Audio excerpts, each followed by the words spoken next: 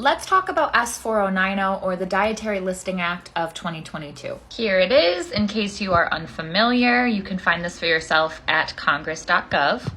If you're an herbalist or you make any sort of supplements, you are probably concerned about this bill, and rightfully so.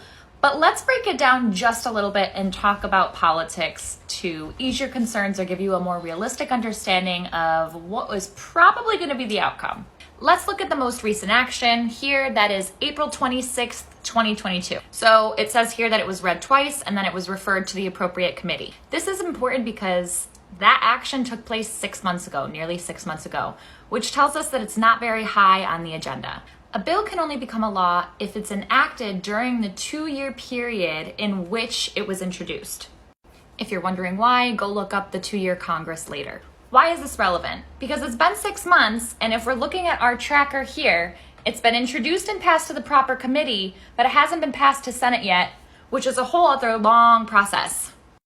And keep in mind, committees receive multiple referrals throughout this 2-year Congress period. So again, the position on the agenda, even within the committee of that referred bill, is really important. Even a bill that makes the calendar isn't necessarily going to get floor consideration. And if it doesn't make it to the floor, it's a lot less likely to move to the next round, if that's what we want to call it.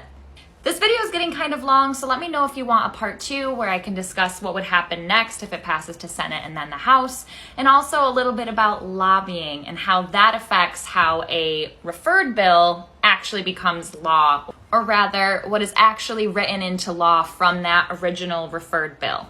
The gist of this video is basically, this is a long process, and the likelihood of this becoming law right now in this 2-year period is slim.